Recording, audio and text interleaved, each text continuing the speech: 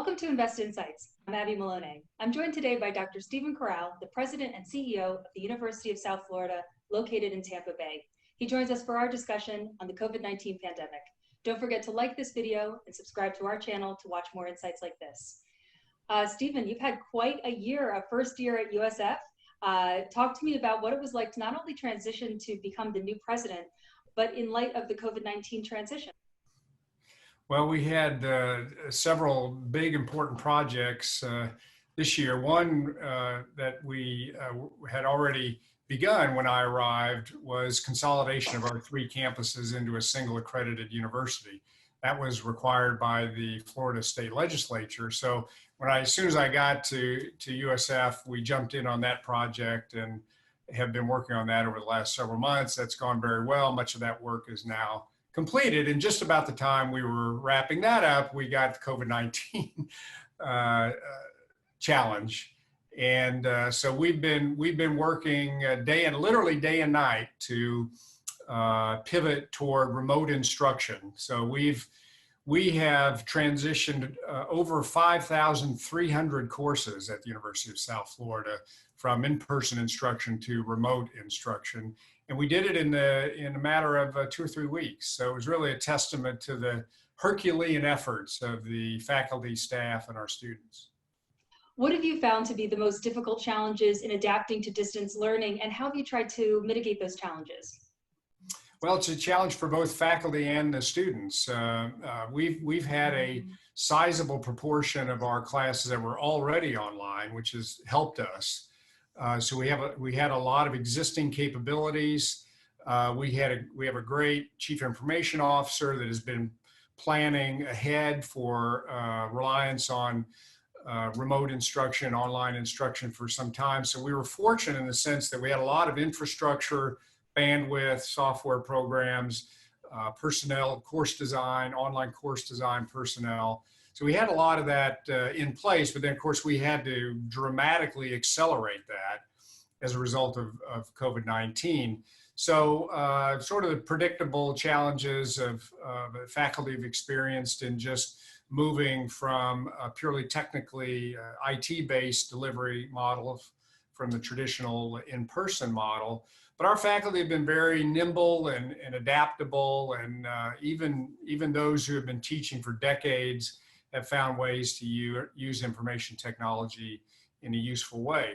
And then on the other side, of course, our students have to adjust, and that's also been a transition for them. Of course, they tend to be more tech savvy, so the transition in some ways in terms of the mechanics of the information technology have been less of a transition for them. But you know what, with all this talk about technology, what we have learned, what we continue to learn, is our students really seek a meaningful intellectual engagement with their faculty.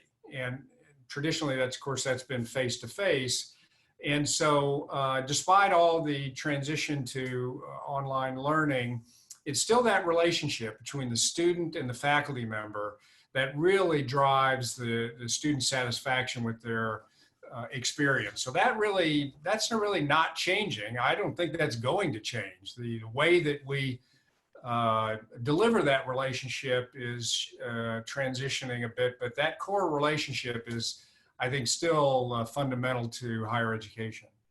Important indeed.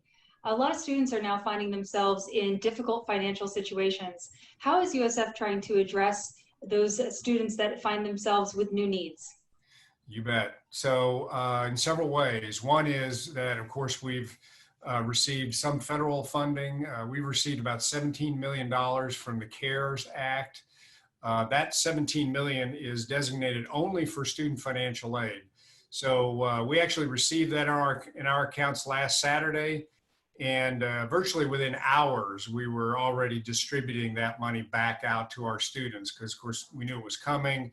Again, we've got great information systems. We were all set and ready to go on that. We got great leadership in financial aid. So that money just hit our accounts and went right back out to our students and into their accounts. So we're pleased with the way that's been working. Secondly, we've also been very gratified with the philanthropic response by the USF community in terms of giving money into what we call the USF Support Fund. So I launched that a few weeks ago, and we've raised over $300,000 from well over 1,500 donors. This is the largest campaign of its kind in the history of the university. It's essentially crowdfunding. And normally when we think about crowdfunding for a startup or another initiative, usually it's customary to get $10,000, $20,000, $50,000. Well, we're over $300,000, and we've had significant, sizable gifts of $50,000 from some of our donors, such as Jeff and Penny Vinnick, who are here, business leaders here in the Tampa Bay region. And so that money also goes into our account in the USF Foundation, and bang, it just goes right back out to our students. And so we've already dispersed virtually all of that money, and we had a huge demand for response from our students in applying for that money. So they're using that money and the CARES Act money for rent, for food, for information technology, so they can do online learning.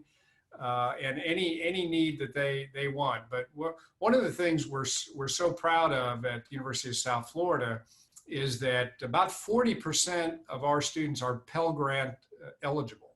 That means that they come from modest socioeconomic background. And so we're really committed to ensuring that we can provide financial aid that delivers, that makes it possible for them to access a USF education. So we've been very progressive, I think, in making sure that we help our students financially. Great to hear. Another thing that you've been working hard on is the Jabil Innovation Institute. Tell us more about that. So Jabil is one of our close corporate partners here in the Tampa Bay region. They're located in St. Petersburg. They're a large publicly held company that has hundreds of thousands of employees around the world.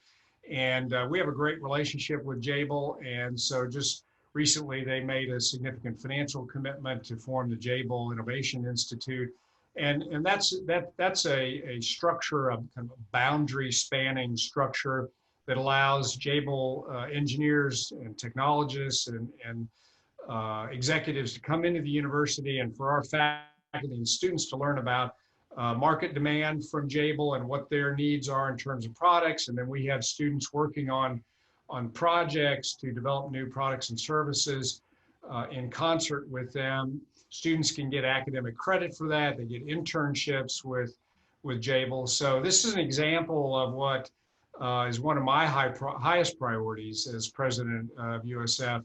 That is to build and deepen our relationships with the corporate community, the business community. So that'll be a very important avenue for us to grow and strengthen the university. And we look forward to working with Jabil and many others in the Tampa Bay region and also in the state of Florida to really partner in a way that ensures that we're delivering the workforce that our business partners need. And we benefit from the knowledge that they have in terms of our research, in terms of our curriculum development, to ensure our students are well equipped to go right into the job market when they graduate. So that interface with our corporate partners is truly one of our key strategic initiatives. You just mentioned the students that are going in, getting jobs straight into the job market.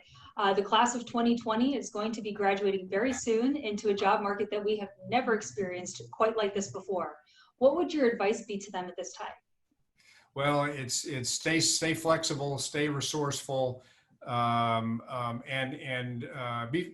be creative in thinking about job opportunities. Remember, a job career trajectory is rarely linear. So many of us have had zigs and zags, and we explore different interests that we have, different companies or organizations to work with. Maybe we even go into a nonprofit sector. So, I'd really urge them to have flexibility in the way that they see their career path and look for opportunities that create more opportunities. I often counsel young people, make choices that lead to new choices, need to lead to an expansion of your options, not a narrowing of your option, expansion of your options. And so, look at career development as professional development. So every job is an opportunity to learn something new about a company, learn about an occupation, learn about a new technology. So build your skill levels and skill sets by making good choices about where you can learn about new developments, new industries, and new skills that then position you for future career success. Absolutely. And should our viewers want to find out more information about USF, where would you direct them? Well, we have a terrific website, usf.edu, and we've got information there for prospective students, for corporate partners, for those who are seeking to hire our students. And so the website is something that we continue to invest in, and also in social media. And my Twitter account is very active in sending out updates about what new developments at the university. So website and Twitter tend to be the best platforms for us. Perfect. Well, thank you again. That was Dr. Stephen Currall, the president of USF, located in Tampa Bay, Florida. Don't forget to like this video and subscribe to our channel to watch more insights. My name is Abby Melone, and you've been watching Invest Insights. Thank you again.